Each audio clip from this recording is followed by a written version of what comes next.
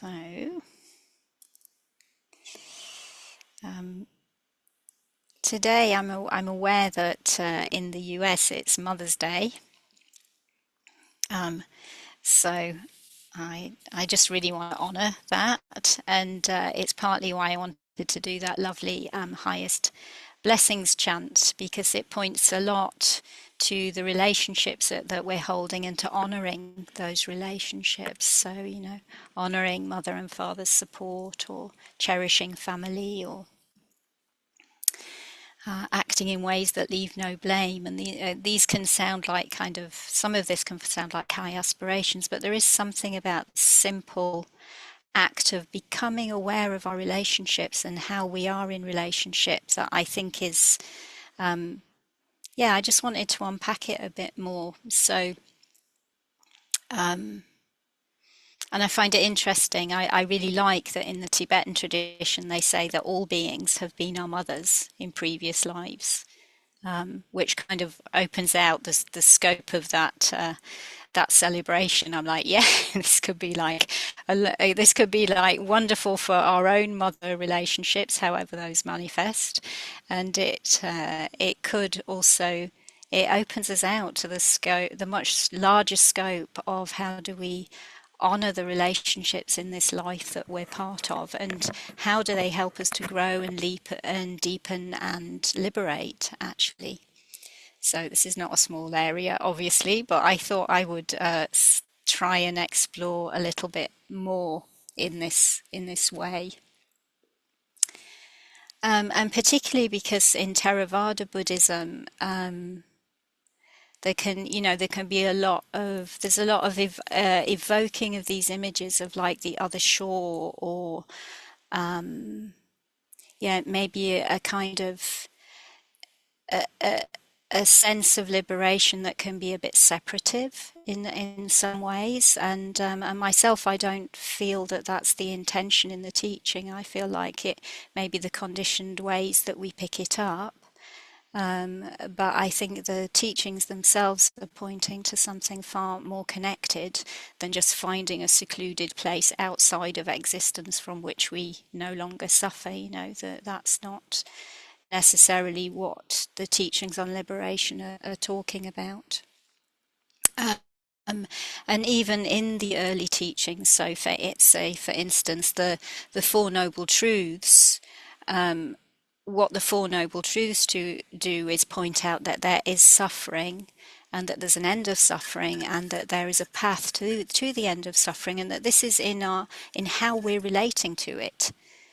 It's not saying that we're going to completely avoid it. It's like recognize suffering exists, and recognize how are we in relationship to this. Are we adding to it, or are we relating to it in a way that is freeing our heart and freeing the life that we're part of from greed, hatred, and delusion as well. So and the path to the release of suffering in the Four Noble Truths is all about relationships. It's about the Noble Eightfold Path. So right view, right intention, right speech, right action, right livelihood, right mindfulness, right concentration. These are all things which can be active in our lives.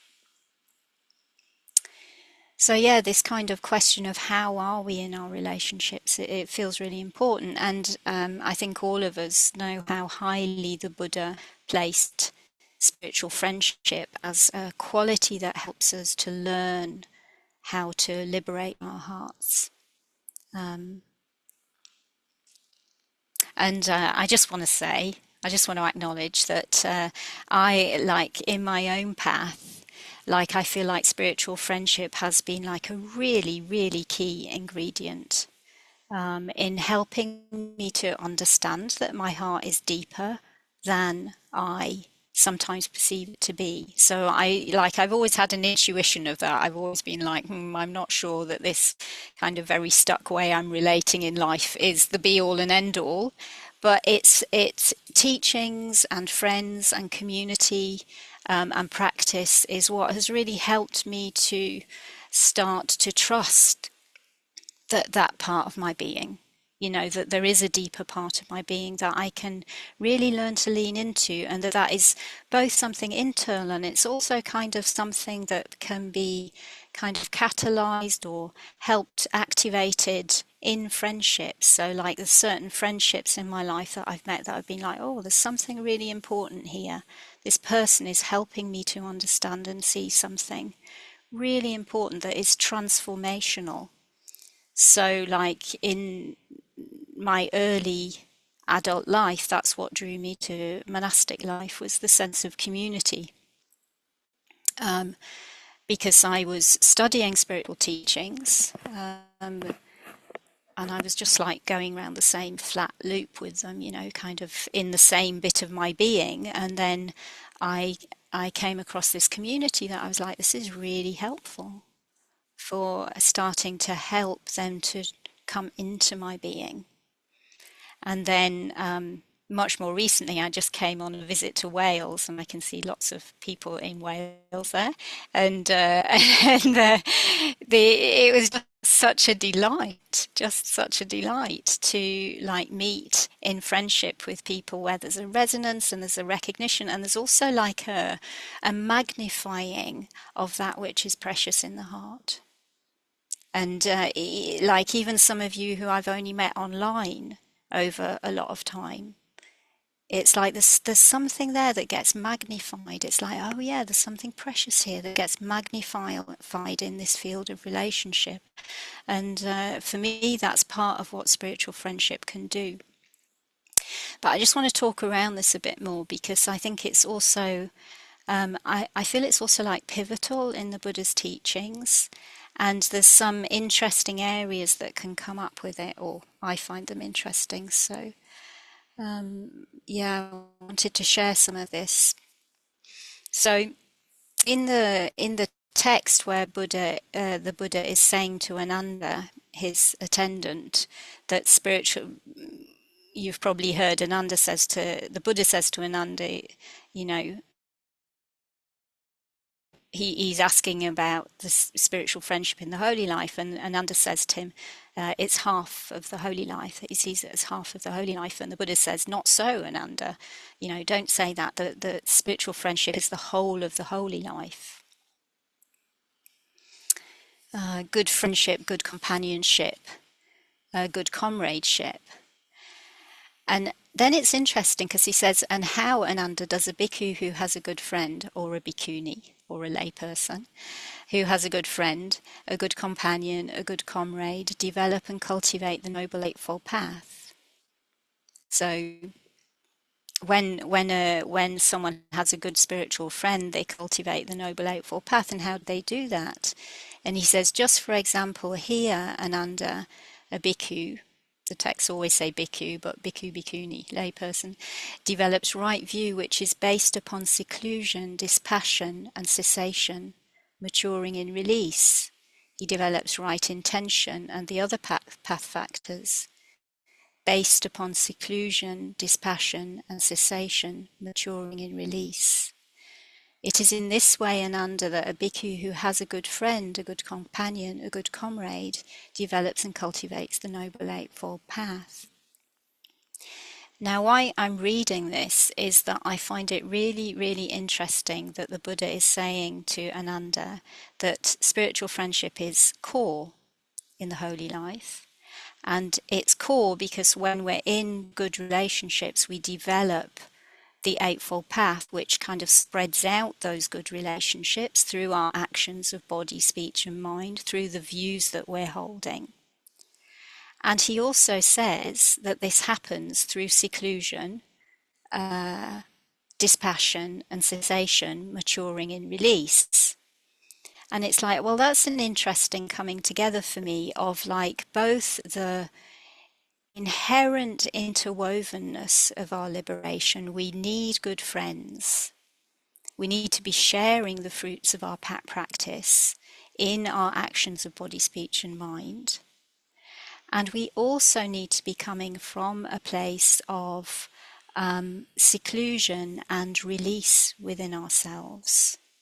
And for me, this really reflects like a real beauty in relationship, where it's both asking us to deepen in like spiritual friendship in internally, really come towards that which is awake within ourselves, where our own discernment is operating, where we're not just following anybody's views, we're not being led along by the nose by somebody.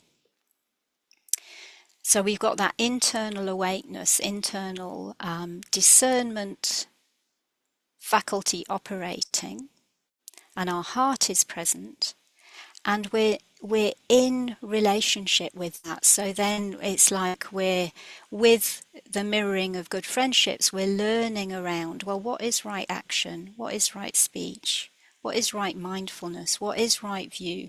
So it's both there's both this friendship, deep friendship within, with our own deep capacity for listening, for presence, for awakeness.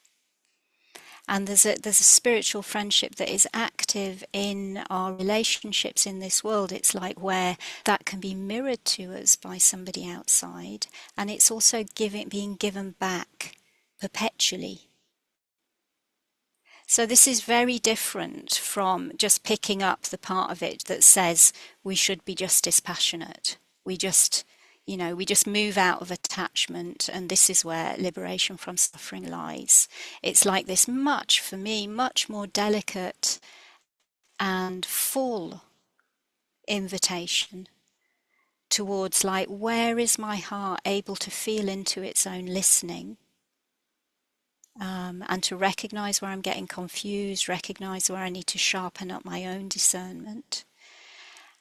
And where do I actually find nourishment for that in relationship as well? In good friends who mirror this back to me, in community that helps me to stabilize and hold.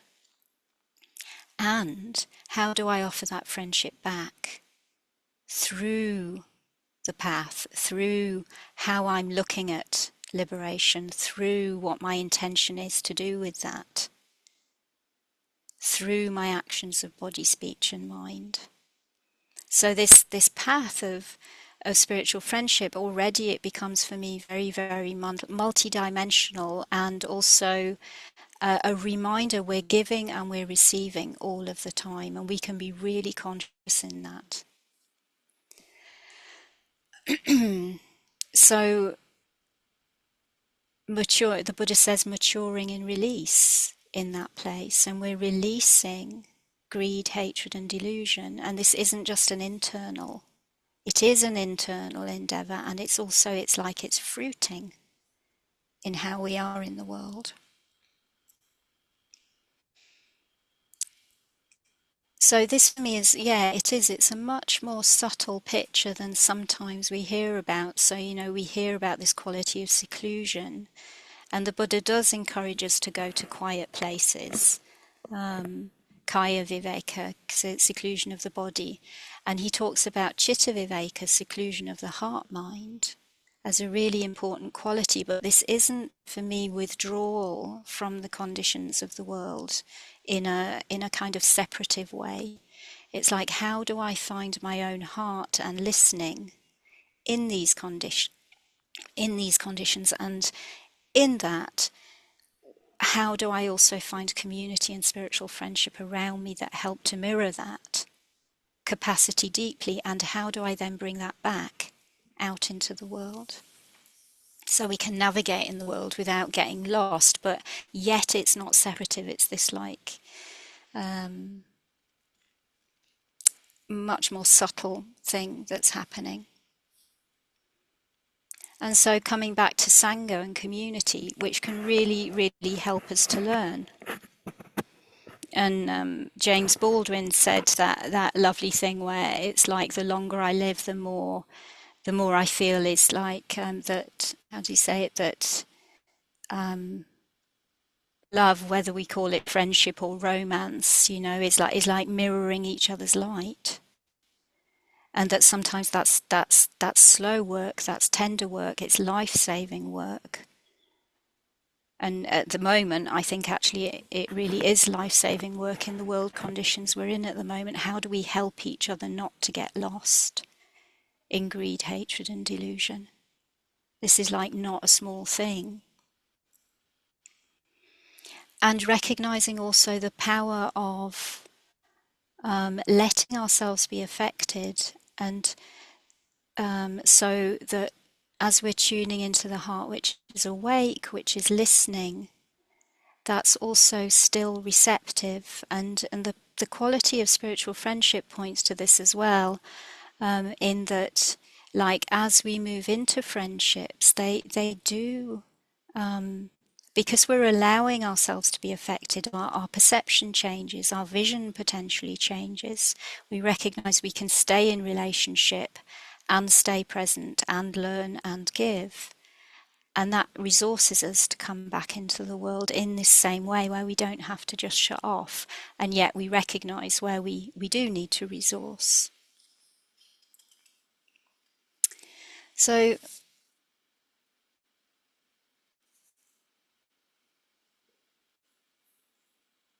I feel this is really, really important in the world, obviously, in terms of working with overt greed, of working with overt hatred, as they're operating right now.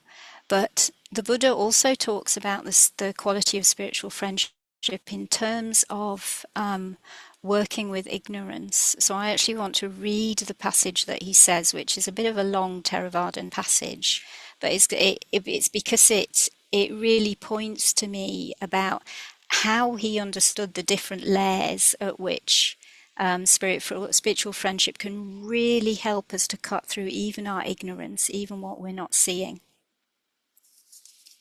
So there's a passage called, I think it's called the Avijja Sutta, which is the sutra about ignorance, and it's in the Anguttara Nikaya, the Book of the Tens.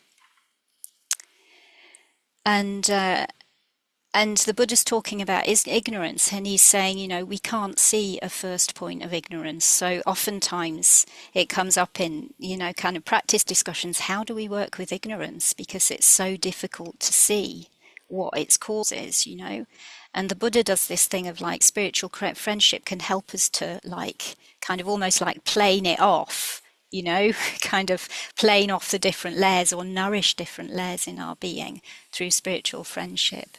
And so he says, he doesn't point to a first cause of ignorance, but he says that ignorance has a nutriment. And what is the nutriment for ignorance? The 5 hindrances. The 5 hindrances, too, I say, have a nutriment. And what is the nutriment for the 5 hindrances? The 3 kinds of misconduct. So misconduct of body, speech, and mind. The 3 kinds of misconduct, I say, have a nutriment. And what is the nutriment for the 3 kinds of misconduct? Non-restraint of the sense faculties. And what is the nutriment of that? Lack of mindfulness and clear comprehension.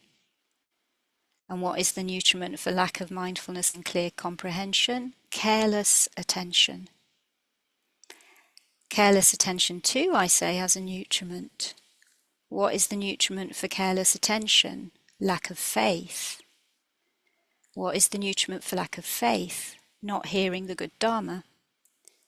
And what is the nutriment for not hearing the good Dharma? It should be said, not associating with good persons. And then he goes on, and there's the images of like getting filled up by a lake, filled up like a lake by ignorance, or in associating with people who help to mirror that which is awake within us, that which is connected within us, that which is wise and mature within us. We're filled up with those qualities. So I'll put the reference to that in the chat for anyone who's interested. And it's really worth reading, because you really get a sense of actually spiritual friendship helps to wear away these layers of ignorance. And that is my experience, actually, that like sometimes my friends help me to see things that I don't see, and this is a really, really important quality also, which I want to say more of, where, mm,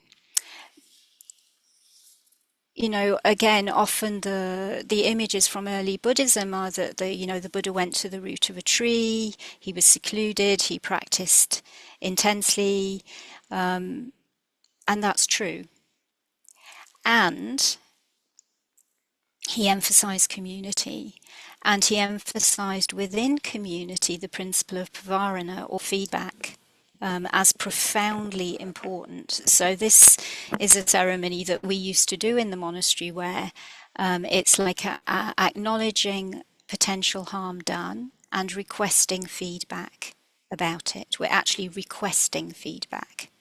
So and it was laid down in the Vinaya, in the discipline of the Buddha's time, where the bhikkhus, after the 3 months range retreat, it was like an act of community consideration and accountability and responsibility, that after this period of range retreat you would ask forgiveness for any actions of body, speech and mind by which you had caused harm, and ask for feedback about those things. So it's a real benchmark of how important that feedback loop was in terms of the Buddha's teachings, and how much accountability was actually being emphasized for any actions of body, speech and mind that are unskillful, asking for feedback so that we can acknowledge those, recognize, change those behaviors in consideration of the communities of which we're a part. Now, of course, the story gets more complicated because at the Buddha's time, it was I think there was a big disparity. It was very binary. There was a big disparity between the situation of men and women. It took a long time for women to get ordination, and in Theravada Buddhism, generally, this Pavarana ceremony, the monks ask forgiveness of each other and feedback from each other, and everybody else asks forgiveness of the monks and feedback from them. Which is, so like when I was in the nuns community, we would do a Pavarana ceremony where we didn't have to, we probably did actually, but we asked forgiveness of the monks and we would ask for feedback from them, and it was not mutual.